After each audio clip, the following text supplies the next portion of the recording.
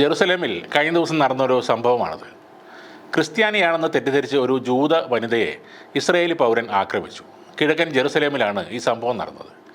ഈ അക്രമി 70 വയസ്സുള്ള ഒരു ജൂത സ്ത്രീയുടെ വീടിനുള്ളിൽ അതിക്രമിച്ച് കടന്ന് കോടാലി ഉപയോഗിച്ച് അവരെ ആക്രമിക്കുകയായിരുന്നു. ആക്രമണത്തിൽ ഗുരുതരമായി പരിക്കേറ്റ 70-കാരിയെ ഷാരെ സിഡക് ആശുപത്രിയിൽ പ്രവേശിപ്പിച്ചു.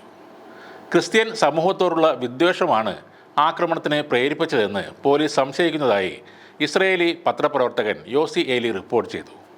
എന്തായാലും ആക്രമണത്തിനിരയായ ജൂത ഇസ്രയേൽ സ്ത്രീ ഇപ്പോൾ അപകടനില തരണം ചെയ്തിട്ടുണ്ട്. ഇവർ ക്രിസ്ത്യാനിയാണെന്ന് സംശയിച്ചാണ് ഇസ്രയേൽ പൗരൻ ആക്രമണം നടത്തിയതെന്ന് പോലീസ് പറയുന്നു.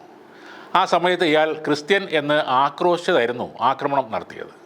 ദൃക്സാക്ഷികൾ തന്നെയാണ് ഈ കാര്യം വെളിപ്പെടുത്തിയത്.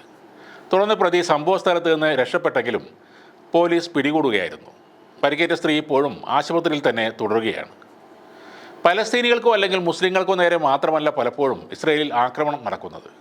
സമീപ വർഷങ്ങളിൽ വൈദികരും വിനോദസഞ്ചാരികളും ഉൾപ്പെടെ ക്രിസ്ത്യാനികൾക്കെതിരായ ആക്രമണങ്ങൾ ജെറുസലേമിൽ വർദ്ധിച്ചിട്ടുണ്ട്.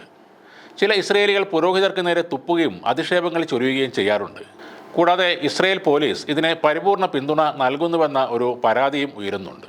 ദിവസങ്ങൾക്ക് മുമ്പ് അമേരിക്കയിലെ ഫ്ലോറിഡയിൽ പലസ്തീനികളെന്ന് തെറ്റിദ്ധരിച്ച് 2 ഇസ്രയേലികൾക്ക് നേരെ ഒരു യുവാവ് വെടിവെച്ചിരുന്നു.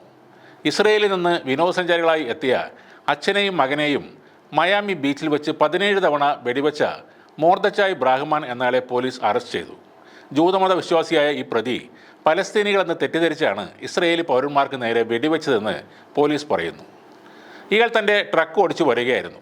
അപ്പോഴാണ് മയാമി ബീച്ചിന് സമീപം കാറിൽ സഞ്ചരിക്കുകയായിരുന്ന 2 വിദേശികളെ കണ്ടത്. ഒറ്റനോട്ടത്തിൽ അവർ പലസ്തീനികൾ ആണെന്ന് ഇയാൾക്ക് തോന്നി. ഉടനെ കയ്യിലുണ്ടായിരുന്ന സെമി ഓട്ടോമാറ്റിക് റൈഫിൾ ഉപയോഗിച്ച് വെടിവെക്കുകയായിരുന്നു.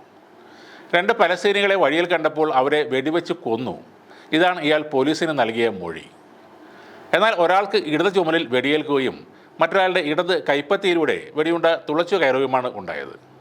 ഇവരുടെ ജീവന് അപായമില്ലെന്നും അമേരിക്കൻ മാധ്യമങ്ങൾ പിന്നീട് റിപ്പോർട്ട് ചെയ്തു. അന്യമതങ്ങളോടുള്ള അന്ധമായ വെറുപ്പ്, അസഹിഷ്ണുത, ഇതൊക്കെ തന്നെയാണ് ലോകത്ത് നടക്കുന്ന പല ആക്രമണങ്ങളുടെയും കുറ്റകൃത്യങ്ങളുടെയും പിന്നിലുള്ളത്.